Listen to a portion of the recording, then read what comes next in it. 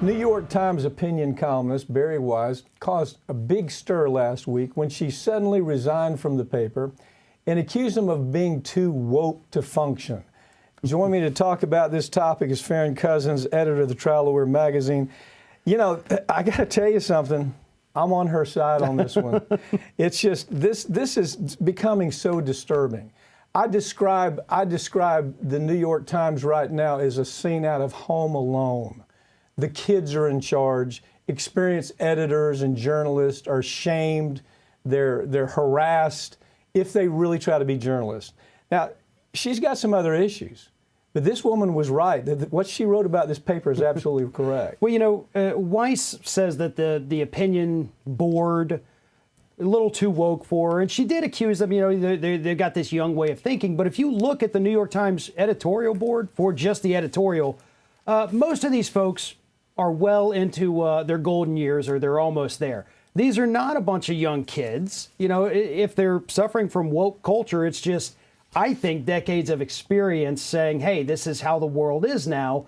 And, you know, maybe Ms. Weiss wasn't, you know, evolving enough. But at the same time, the New York Times is garbage. Like, she's right about that. They're a horrible paper. I just disagree with her on the reasons why. It's become total garbage, Farron. I mean, you know, I was a journalism major at University of Florida. I was news editing major. It's a tough major. You got to work to make it through there. It used to be we studied the New York Times and we'd say, well, this is how I wouldn't touch this newspaper right now. Look, let's back up on this story just a little bit. There's no question she had written some material about the rise of anti-Semitism, right? And they thought these kids, now you call them what you want, when you really look at who was pushing this agenda, might have been some old folks saying yes because they didn't want to get harassed, they didn't want to get bullied, they didn't want to get intimidated by these Home Alone kids who are running the damn newspaper. And it's become a train wreck. So she's talking about the rise of anti-Semitism. And some folks on there say, well, what about Palestine? You know, you're not treating the Palestinians right. So they're critical of her. This mob mentality has taken place at the New York Times, just like it has in media across the world right now, Farron. Well, Bari Weiss, though, on the other hand, too, has a bit of thin skin. And she does have a history, and this is evident in her Twitter feed. Glenn Greenwald has talked about it ad nauseum. Anytime somebody criticizes her, criticizes a point she makes, she immediately goes to that, you're an anti-Semite.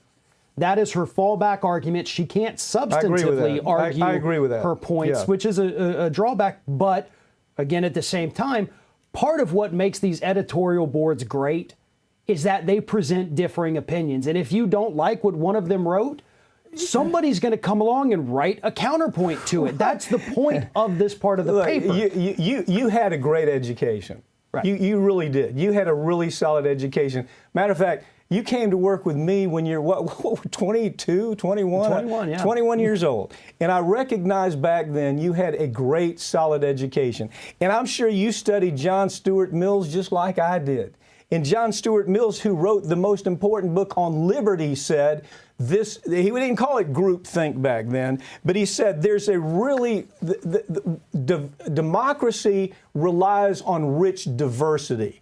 So you may not agree with them. You have a right to shout, but you don't have a right to shout them down and saying you can't say this. What we've become is this group, I mean, we're social intolerance. We're handcuffing the truth. We can't even adapt. We can't even adapt to a new idea that's thrown out. And I saw a great article that I think summed it up. A lot of these kids coming through journalism school, and now they're out, what I call them social media journalists is what they are. That's what, they're social media journalists. And so these social media journalists, a lot of them didn't even study civics. They didn't study constitutional law to even understand the importance of the First Amendment. I mean, you do. You're the exception. You came up with that same generation, man. Right. And I think the best example of that, which actually Bari Weiss talks about, is the recent op-ed in New York Times by Tom Cotton. Tom Cotton puts out this horrendous op-ed, says, let's send the military to take out the protesters. It was horrible. It was absolutely against what this country and Constitution says is okay. But it was important to put it out there. A lot of people on the left, a lot of my friends and colleagues, furious that it was out there. But that's the point of it. It gets people talking, it gets people thinking, and even if you disagree with it, it shows you what those other people are thinking, and to be honest, puts into perspective how extreme some of them can be. And we need that. We're going to stay on this topic a little longer. And here's my take on it. When we get to the point where you have a bunch of intolerant kids who really don't understand the importance of constitutional rights, they don't understand how dangerous it is. Look, maybe they didn't read Animal Farm. Right. Maybe they didn't read it. Maybe they didn't read 1984. Maybe somebody in school never said, here's the dangers with you not permitting somebody to say something even though you disagree with it. And I don't know how you jump through it, man. I'm always fascinated. I keep coming back to you because I'm always fascinated. You came out of it. You know, when you came to work with me, I recognized, well, you know, you call balls and strikes. These kids can't even call balls and strikes. The New York Times has become garbage because we can't read it without suspecting that it's being driven by ideology. Okay? It's ideological trash. It's not news reporting. Right. And look, I disagree with most of what Bari Weiss has had to say. I don't even think she's being forthcoming in why she resigned. I think there's something else there. She is not underprivileged. She charges $50,000 to go out and give a speech. She is not being silenced.